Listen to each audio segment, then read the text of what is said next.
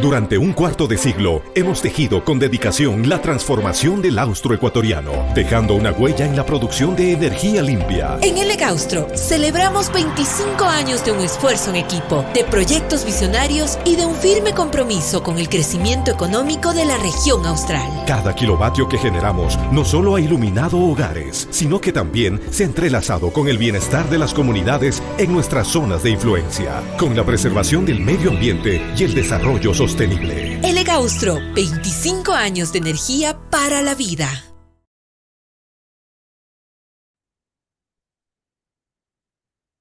Damos la bienvenida al economista Alberto Acosta Espinosa. Él fue presidente de la Asamblea Nacional Constituyente.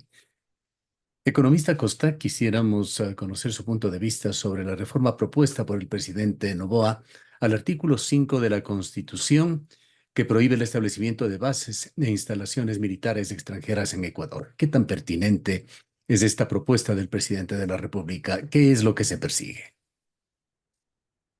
Definitivamente, desde mi perspectiva, y saludo a toda la audiencia, me parece que no es conveniente desde ningún punto de vista esta decisión o este interés del presidente de la República. Habría que preguntarnos, quizás preguntarle a él realmente qué es lo que busca, qué es lo que pretende. Como él no nos va a dar una respuesta más detallada de la que ya hemos escuchado en su planteamiento inicial, creo que hay que tratar de hacer una lectura desde varios puntos de vista. Yo creo que hay que entrar por varios lados. Un primer lado y fundamental es ubiquemos la pretensión presidencial en este momento electoral. Estamos ya desde hace tiempo atrás, yo diría desde que antes de que se inicie la gestión de Daniel Noboa, en un ambiente claramente electoral y ahora mucho más. Hay claros intereses de ubicar la posición frente a la base de Manta alrededor del debate contra o a favor del narcotráfico. Esta es una lectura muy simplona, pero que existe. Veo yo en estos días en las redes sociales cómo se ha ubicado ya una clara campaña en contra de quienes critican la posibilidad de una base militar con tropas extranjeras y quienes están a favor. Los unos serían los malos, los que están con el narcotráfico y el crimen organizado, los otros, los buenos, los que están con el gobierno. Esta primera aproximación es insuficiente para darnos claridad y luces de qué es lo que el gobierno pretende. También yo veo alguna intencionalidad de muy corto plazo cuando se pone esta cuestión sobre el tapete para la discusión nacional en medio de una gravísima crisis que tiene muchas facetas, porque no solo es una crisis económica, es una crisis política, es una crisis de inseguridad, es una crisis energética, es una crisis múltiple, una de las más agudas que hemos tenido en nuestra historia, comparable quizás a la del tornasiglo, en la cual el gobierno no da señales de que está resolviendo los problemas. Entonces podría ser esto también una suerte de cortina de humo, tan a tono con las cortinas de humo que estamos viendo en la serranía, porque nos distrae la atención de cuestiones de fondo. Y por supuesto, es una demostración más de ese posicionamiento del presidente Daniel Noboa a favor de un permanente y mayor acercamiento a los intereses de los Estados Unidos. Sabiendo, economista Acosta, que estos son temas complejos que merecen un análisis amplio, completo, y que son temas que tienen componentes multivectoriales, ¿se puede establecer o se ha podido establecer algún tipo de correlación entre la existencia o no de la base de Manta, la base norteamericana en Manta, y el incremento de tráfico de drogas en Ecuador? El asunto no se puede resolver así tan simplemente, Gustavo. Hay muchos factores que explican por qué el narcotráfico creció de una manera tan vertiginosa, no solo en el Ecuador, sino en el mundo entero, en nuestra América y en nuestro ámbito andino. No es solo una presencia de la base de Manta, la base militar de los Estados Unidos, ese puesto de avanzada, que del nombre correcto, para explicar que su salida dio lugar al surgimiento del narcotráfico. De ninguna manera. Tenemos y teníamos información cuando tomamos la decisión en Montecristi que la presencia de la base de Manta no estaba resolviendo el tema de la interdicción del narcotráfico. Al contrario, la base de Manta servía sobre todo los aviones norteamericanos por el mal uso del convenio que se suscribió en el año 99, 1999. ¿Para qué? para intervenir en la guerra contra la guerrilla colombiana y segundo, para tratar de interferir en la salida de compatriotas por el mar hacia los Estados Unidos. Y no se cumplía con el objetivo planteado. Tenemos información y teníamos esa información en Montecristi de que la presencia de la base de Manta venía acompañada de violaciones sistemáticas de los derechos humanos. Hay un estudio detallado del INRED que fue publicado años después, del 2016, donde se demuestra cómo las violaciones a los derechos humanos eran una constante, violaciones por parte de las tropas norteamericanas que tenían un estatuto privilegiado, extraterritorial, casi diplomático. Adicionalmente, eran estas denuncias formuladas por pescadores ecuatorianos que sufrían de todo tipo de vejaciones. No hubo una reducción del crimen, de la criminalidad, de la inseguridad en Manta, y por el contrario, hay información de que el tráfico de drogas se multiplicó por 3 justamente en esa época. Y eso no me sorprende porque las bases militares que tienen los Estados Unidos, sin lugar a dudas, tienen otros objetivos antes que dedicarse exclusivamente al combate del narcotráfico. ¿Cuáles serían estos? Se fue la base de Manta, Gustavo, en el año 2009, luego de que el pueblo ecuatoriano ratificó el artículo 5 y la constitución completa de Montecristi en las urnas. ¿Y qué hicieron los norteamericanos? Construyeron 2 bases más en Colombia. En Colombia existen 7 bases militares y no se ha combatido, no ha desaparecido el narcotráfico. ¿Cuáles serían estos objetivos extras que tendrían los Estados Unidos con estas bases o puestos de avanzada? En primer lugar, un objetivo de los Estados Unidos es consolidar su poder estratégico. En el mundo existe casi 1 millar, casi 1.000 bases e instalaciones militares de los Estados Unidos. Su gran objetivo no es definitivamente el combate al narcotráfico. Si ese fuera el objetivo, estaría además demostrando que no sirve para nada tener tantas bases militares. Y yo le podría en este rato invitar a leer a las personas que no están este rato escuchando y viendo, no a leer, a escuchar, a oír la entrevista que le hicieron al embajador norteamericano, aquel embajador que andaba con sombrero de paja toquilla hace 5 años, creo que se llamaba Todd Chapman, ¿ya? Que dijo que no son necesarias las bases militares para combatir al narcotráfico. Los Estados Unidos no tenían, hace 5 años lo dijo el embajador de Estados Unidos, ningún interés en volver a tener una base militar, porque, palabras de él, existen tecnologías y métodos mucho más avanzados para combatir el narcotráfico y no se necesita una base militar. Ahora, ¿cuál es el objetivo de los Estados Unidos? El mismo de siempre, controlar un mayor espacio, sobre todo en medio de las disputas geopolíticas con las otras potencias. Estamos viendo una guerra, una pugna interimperial en la que participan los Estados Unidos en un franco momento de declive, las potencias europeas debilitadas, China en auge, Rusia que trata de organizarse, y lo que vemos es que se disputan a dentelladas espacios de control, los recursos naturales, los territorios. Y entonces, en este escenario habría que preguntarnos cuál es el real interés de los Estados Unidos. ¿Y cuál sería, por otra parte, el interés del gobierno nacional? Si es que no es un interés práctico, Gustavo, de combatir. Por favor. A ver, adelante.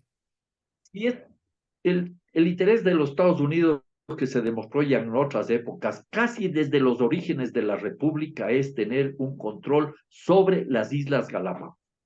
El archipiélago de Galápagos ha estado siempre en la mira de los Estados Unidos. Cuando hubo el conflicto armado entre los Estados Unidos, mejor dicho, pongámoslo de otra manera, cuando los Estados Unidos entraron a la Segunda Guerra Mundial y veían cómo se ampliaba la amenaza del Japón, que en diciembre del año 41 atacó Pearl Harbor, ¿cuál fue la reacción de los Estados Unidos? Mandar tropas a la isla de Baltra en Galápagos y a Salinas en Santa Elena sin autorización del Estado ecuatoriano. Y el Estado ecuatoriano estaba atravesando una crisis gravísima.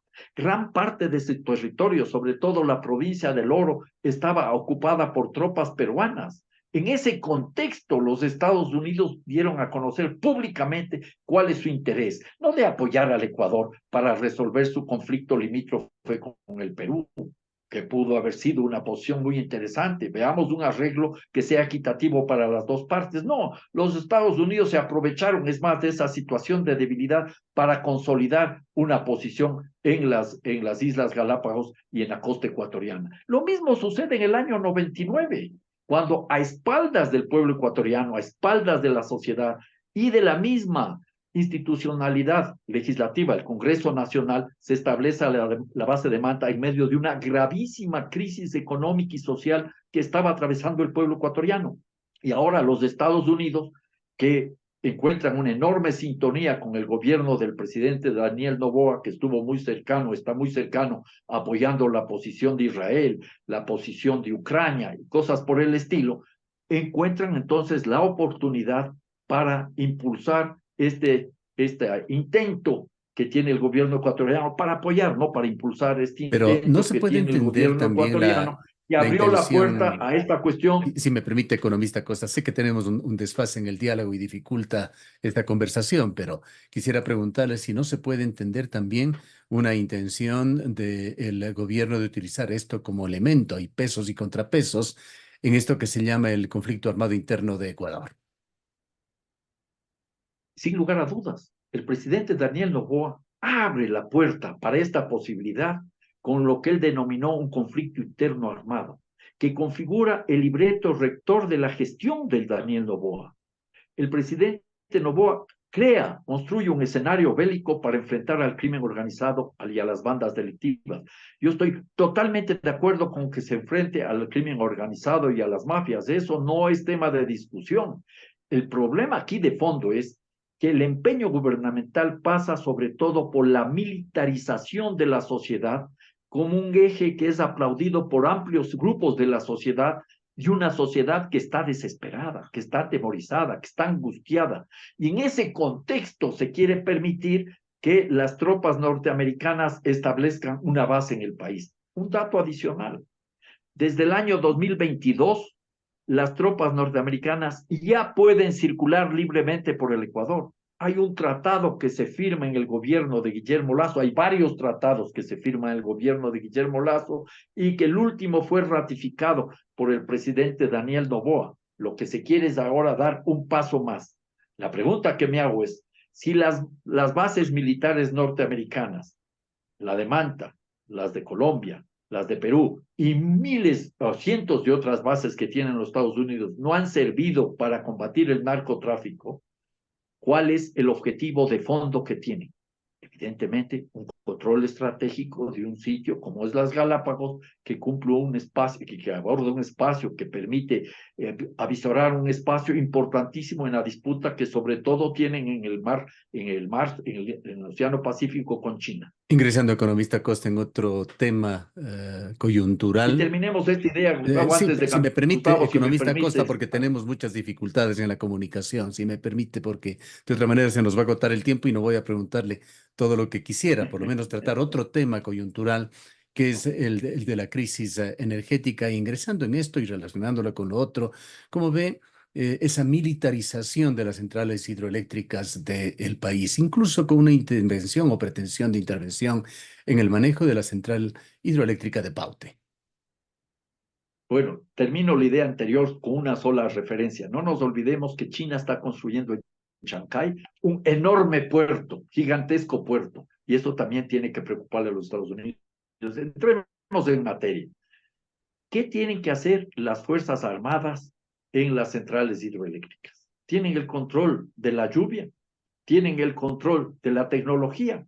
Yo creo que son de esas señales del gobierno que demuestran que no tiene capacidad de dar respuestas concretas, efectivas a los problemas que estamos viviendo.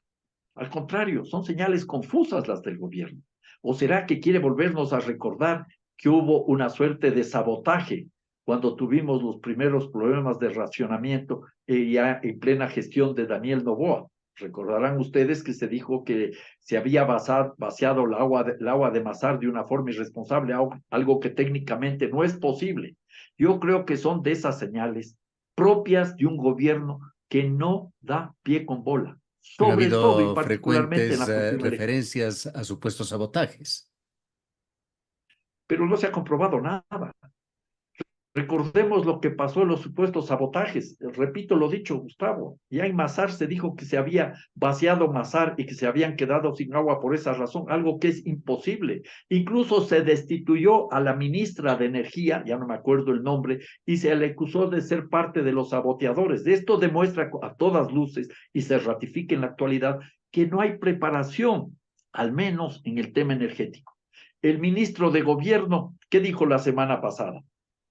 Que no iba a haber apagones. Y sale el día de ayer o esta mañana a decir que es una crisis de agua. ¿Qué significa eso? ¿A quién quieren engañar? Si se conocía desde, al menos desde inicios del año 2023, que se avisoraban fuertes estiajes. Y no solo eso, había un plan de emergencia que no se cumplió en el gobierno de Guillermo Lasso y que tampoco se cumple en el gobierno de Daniel Noboa. Y las medidas que están adoptando son una clara demostración de la falta de preparación, de la falta de un plan de largo plazo y de que no se están buscando respuestas claras y precisas que son indispensables de este rato. Como exministro de Energía, economista Costa, es el momento de tomar, en el sentido de la palabra, de retomar ese plan estratégico de energía que fue abandonado, de acuerdo con importantes sectores del sector eléctrico, en el marco del gobierno de Lenín Moreno. Bueno, el plan de Lenín Moreno tenía como un objetivo abrir cada vez más la puerta a la privatización del sector eléctrico. Y se establecieron varios proyectos concretos. Menciono uno, la tercera fase de Villonaco. Y hay otros proyectos que no se han cumplido. Es más, Daniel Noboa, con el apoyo del correísmo y del Partido Social Cristiano, impulsó hace pocos meses atrás en la Asamblea Nacional esta ley de competitividad energética. La ley no más apagones. ¿Para qué? Para abrir la puerta más y más al sector privado. Y existen varios proyectos que ya debían haberse construido y no se los ha construido. ¿Por qué? Me pregunto yo. ¿Será acaso que estos inversionistas privados quieren obtener mayores beneficios aprovechándose de la crisis? Y tenemos un ejemplo claro de cuál fue el papel que cumplió una empresa privada en la ciudad de Guayaquil. Me refiero a la empresa Emelec, que se estableció en el año 1925 y que tuvo todo el respaldo de la municipalidad de la urbe. El municipio de Guayaquil le daba carta blanca a la empresa eléctrica Emelec, que comenzó a electrificar la ciudad de Guayaquil. Ya van a ser 100 años. En el año 1963, la empresa eléctrica de Guayaquil, esta empresa Emelec, consiguió del Estado ecuatoriano un contrato leonino. Utilidades mínimas pagaderas en dólares cada año de 9.5% en dólares sobre activos fijos. Era una empresa tremendamente rentable, rentabilidad asegurada por el Estado y no necesariamente eficiente. Me pregunto, ¿los inversionistas privados quieren ahora una garantía similar del Estado ecuatoriano? ¿No será mejor este rato dar paso a la posibilidad de que las empresas estatales, la SELEC y la CNEL sobre todo, actúen como empresas? Que el Estado ecuatoriano les dé una garantía para que puedan incluso acceder a los mercados financieros internacionales para impulsar algunas de las obras. Y las empresas privadas también pueden contribuir, pero sin tener estas posiciones de privilegio y asumiendo los riesgos si es que los hay. Pero algo fundamental, no se trata de manejar la energía simplemente como un insumo para la producción, como una mercancía, ¿ya? Hay que ver a la energía como un derecho. Y eso nos lleva a puntos claves y fundamentales, Gustavo. ¿Qué energía? ¿Para qué y para quién la energía? ¿Vamos a seguir subsidiando la energía a las empresas mineras? El proyecto Mirador demanda energía casi en el mismo volumen de lo que está produciendo esta costosa barcaza traída desde Turquía. Y se sigue creyendo que la minería es la gran solución. Abramos la puerta desde esa perspectiva. Pensemos los problemas que tienen este rato los embalses de agua por la destrucción de las selvas amazónicas, eso se ha comprobado en el caso de Paute, y por la destrucción de los páramos. Y vamos a tolerar minería este rato en el Cajas, en el Quinsacocha. para que unos pocos se enriquezcan y además llegamos afectando los problemas de suministro de líquido vital. Estas son las cuestiones que hay que discutir. Hay que ver en integralidad, hay que ver la totalidad y no caer en la trampa de que se asume que todo lo estatal es malo. No, en el caso de Cuenca ustedes tienen una gran experiencia. La empresa Centro Sur tuvo, me imagino que tiene todavía los mejores niveles de eficiencia. Y ese debería ser un ejemplo y a partir de eso habría que buscar con una estrategia de corto, mediano y largo plazo soluciones estructurales. Bien. Gracias por habernos acompañado, economista Acosta. Gustavo, muchas gracias. Declaraciones del economista Alberto Acosta Espinosa, expresidente de la Asamblea Nacional Constituyente, exministro de Energía.